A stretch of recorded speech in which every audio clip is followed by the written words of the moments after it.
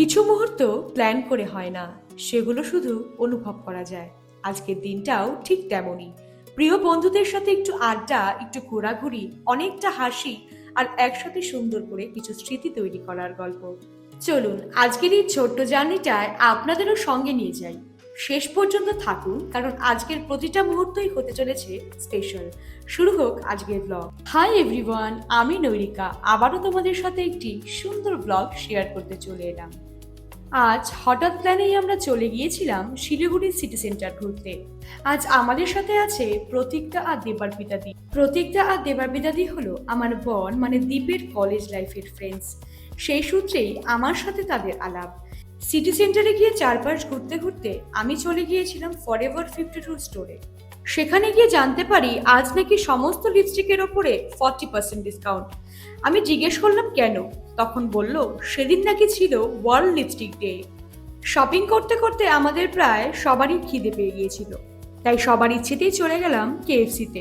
সেখানে সবাই মিলে প্রায় জমিয়ে খেলাম। আসলে কেএফসি আমাদের সবারই খুব প্রিয়।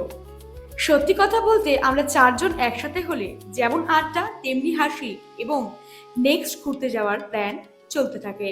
ব্যস্ত জীবনের মাঝে এমন কিছু দিন আসে যেদিন ঘড়ির কাঁটা নয়, শুধু মুহূর্তগুলোকে উপভোগ করতে ইচ্ছে করে। আর সেই দিনটা যদি বন্ধুদের সঙ্গে হয় তাহলে তো কোনো কথাই নেই। খাওয়া দাওয়া সেরে বাদবাকি শপিংটুকু করে এবার আমরা ফাইনালি বেরিয়ে পড়লাম ডিনারের উদ্দেশ্যে।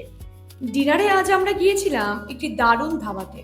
ধাবাটির নাম ধাবা বাই আম্বের। ধাবাটি সাজেস্ট করেছিল প্রতীকটা। তোমরা যারা শিলিগুড়িতে থাকো তারা নিশ্চয়ই এই ধাবাটি সম্পর্কে জানো, কিন্তু আমার ভিডিও দেখে যাদের যেতে ইচ্ছে করছে তাদের জন্য বলে রাখি, ধাবাটির লোকেশন সেবক মোড়ের পাশেই।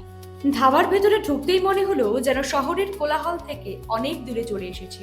চারিদিকে আলো, সুন্দর পরিবেশ আর এক অন্যরকম শান্তি, সব মিলিয়ে এক কথায় দুর্দান্ত। এখানে খাবারের প্রাইসও মোটামুটি রিজনেবল প্রাইসের মধ্যেই ছিল, আর খাবার কোয়ালিটিও যথেষ্ট ভালো ছিল। আমার তো এই ধাবাটির food quality, ambience, seating arrangement খুব ভালো লেগেছিল। ব্যস্ত জীবনের মাঝে এমন কিছু দিন আসে যেদিন ঘড়ির কাঁটা নয়, শুধু মুহূর্তগুলোকে উপভোগ করতে ইচ্ছে করে।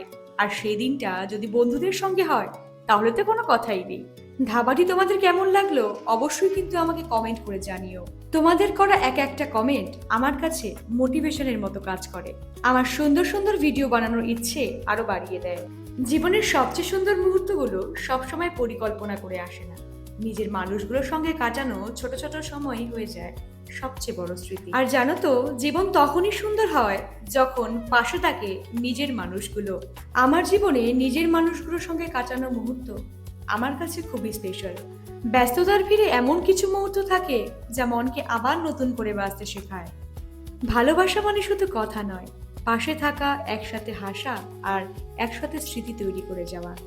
দিনগুলো কেটে যায়, কিন্তু নিজের মানুষগুলোর সঙ্গে তৈরি হওয়া স্মৃতিগুলো সারা জীবন থেকে যায়। দীপ ফার্স্টে একটি মকটেল অর্ডার করেছিল, আর কেএফসিতে খেয়ে যেহেতু সকলেরই পেট প্রায় ভরা, তাই মেইন কোর্সে ছিল অমৃতসরি কুলচা, তন্দুরি রুটি আর চিকেন বাটার মশলা, চিকেন ভর্তা এবং তার সাথে কোক। প্রতিটা সুন্দর দিনেরই একটি শেষ থাকে, কিন্তু এই মুহূর্তগুলো ক্যামেরায় নয়, মনে চিরদিন থেকে যায়। ভিডিওটি ভালো লাগলে অবশ্যই লাইক করো, আর আমার ব্লগগুলো তোমাদের কেমন লাগছে অবশ্যই কমেন্ট করে জানিও আমাকে। ভালো লাগলে শেয়ার করে দিও, আর আমার পেজটি ফলো করতে ভুলো না। আবার দেখা হবে নতুন কোনো ব্লগে। ততক্ষণের জন্য টাটা, সবাই ভালো থেকো।